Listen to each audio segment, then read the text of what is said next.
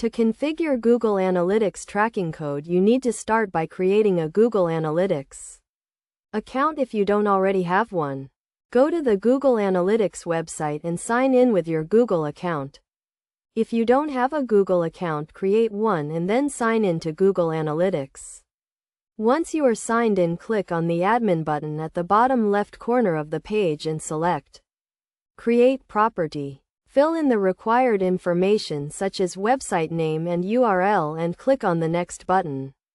Then select your industry category and reporting time zone and click on the Create button.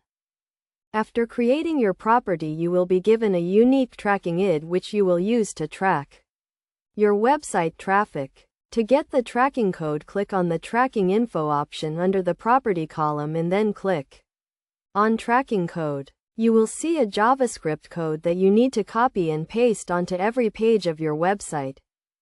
The tracking code should be placed in the head section of your website's HTML just before the closing head tag. If you have a website builder like WordPress or Wix, you can use a plugin to install the tracking code. Make sure to test the tracking code to ensure it is working correctly by using the Google Tag Assistant or the Google Analytics Debugger.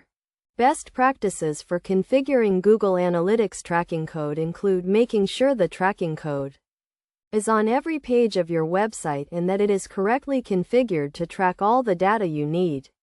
You should also make sure to set up goals and events to track specific actions on your website, such as form submissions or button clicks.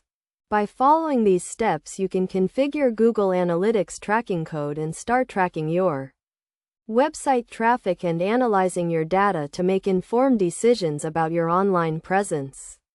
Remember to always follow best practices and test your tracking code to ensure it is working correctly.